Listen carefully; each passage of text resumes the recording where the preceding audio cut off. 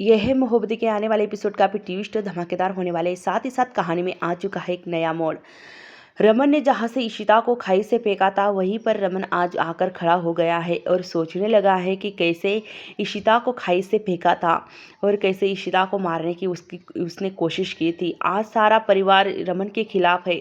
रमन यही सोचता है कि मेरे परिवार मेरे खिलाफ है और मेरा चेहरा भी नहीं देखना चाहते, ना ही मुझसे कोई अब बात करना चाहता है जब से निधि उसके जीवन में आई है। वो सोचता है कि कैसे उसने अपने हाथ से ही अपनी पूरी दुनिया उजाड़ दी है और इशिता भी उससे अब नफरत करेगी और दूर हो गई है। रमन यही सोच रहा होता है कि अब उसे इशिता के पास जाना होगा और इशिता के पास जैसे ही वो यहाँ पर रोने लगता है इशिता की यादों में। यहाँ पर वो कहता है कि मैं इशिता से बहुत प्यार करता हूँ और करता रहूँगा हमेशा हमेशा, क्योंकि मैंने इशिता का दिल दुखाया है और ये सब कुछ मुझे करना पड़ा, मेरी मजबूरी थी।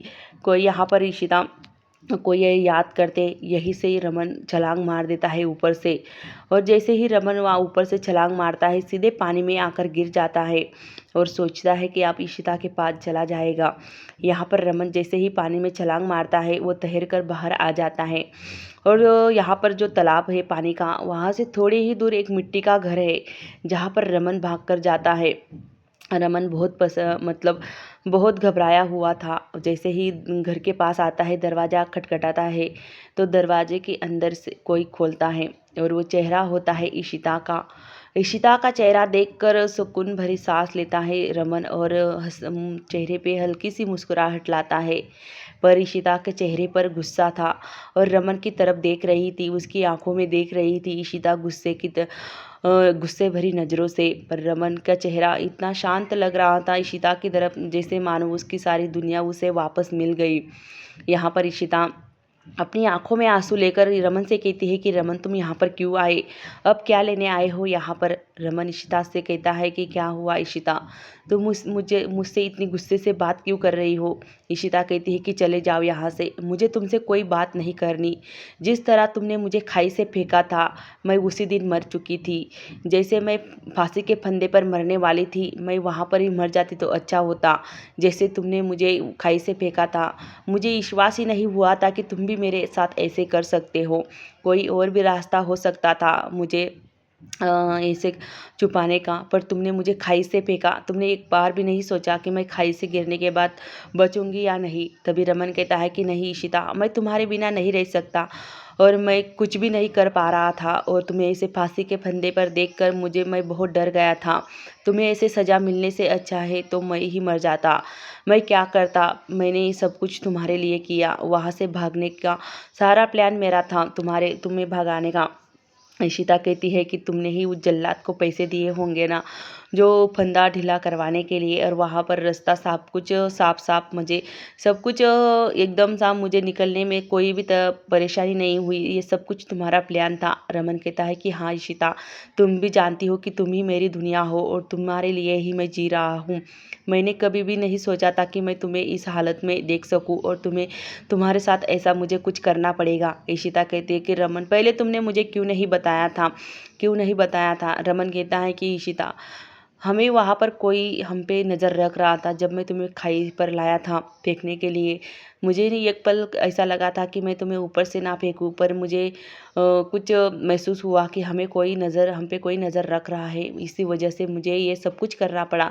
पर जब तुम्हें नीचे फेंका था तो मैंने पहले से ही इंतज़ाम करके रखा था कि जैसे ही मैं तुम्हें ऊपर से नीचे फेंकूं तो तुम्हें आकर कोई बचा ले। वैसे ही हुआ मेरे प्लान के अनुसार। इशिता कहती है पर आखिर तुमने ये सब कुछ क्यों किया। रमन कहता है कि ये सब कुछ निधि की वजह से हुआ है और निधि, तुम्हें पता है कि निधि की वजह से ही सब कुछ तुम्हें जो सज़ा मिली थी निधि की वजह से ही मिली थी। इशिता कहती है कि आखिर वो ऐसा क्यों करेगी, वो तो सबसे बड़ी, निधि तो बहुत अच्छी लॉयर है, वो इसने अभी तक कोई भी केस नहीं हारी है, फिर आखिर वो मेरी केस कैसे हार गई और कैसे उसने मुझे मेरी केस नहीं जीत पाई। रमन कहता है कि ये सब कुछ उसी की प्लानिंग थी। जब वो क्लिप मैंने उसे दी थी तो वो क्लिप उसने अदला बदली कर दी थी। उसमें सब कुछ साफ साफ था कि तुमने कुछ भी नहीं किया था और तुम बेगुनाह साबित हो सकती थी। इशिता कहती है पर आखिर उसने ऐसा क्यों किया, मुझे सब कुछ मेरे खिलाफ केस क्यों लड़ी। तभी रमन कहता है कि उसका यही प्लान था कि तुम्हें सज़ा मिले और मेरा परिवार उजड़ जाए। इशिता कहती है कि पर आखिर वो ऐसा क्यों करना चाहती थी। रमन कहता है कि ये इसके पीछे बहुत बड़ी कहानी है इशिता, तुम नहीं समझ पाओगी। 12 साल पहले की कहानी है। इशिता कहती है कि पर निधि तो हमें मुझे बचाने की पूरी कोशिश कर रही थी और वो उसने कहा भी था और परिवार को उस पे विश्वास भी था कि निधि ये केस कभी नहीं हार पाएगी। फिर आखिर ऐसा क्यों हुआ।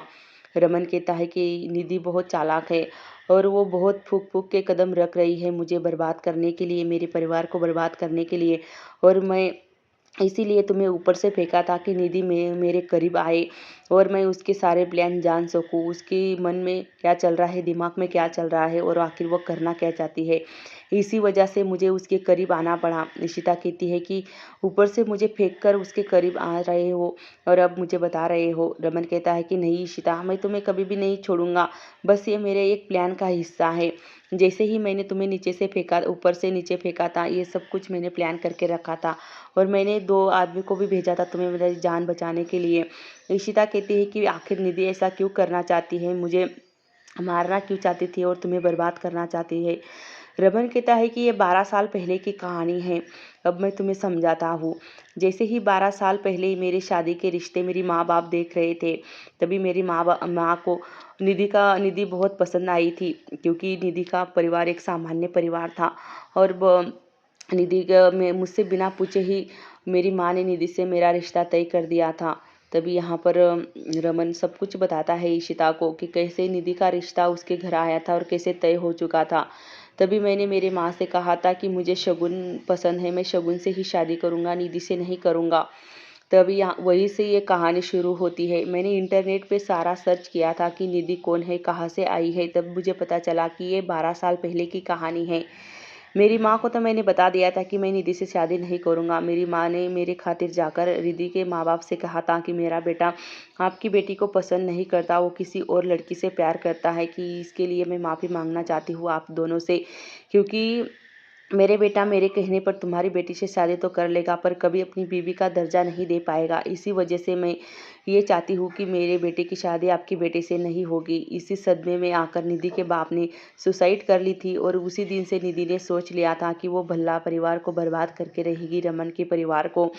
और यहाँ पर निधि देखती है कि अपने बाप की इस हालत को, तो उसी दिन से निधि ने बदला लेने के लिए, अब वो बदला लेने के लिए आई है। इसी वजह से वो तुम्हारी केस हार चुकी है, तुम्हें मुझे बर्बाद करने के लिए।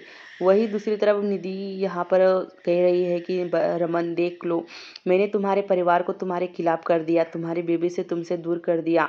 तुम्हें सुंदर लड़की चाहिए थी ना, तो देखो मैं कितनी सुंदर हूँ कि आज तुम मेरे करीब आ चुके हो और मेरे लिए तुम्हारा परिवार सब कुछ बर्बाद मैं ही करूँगी।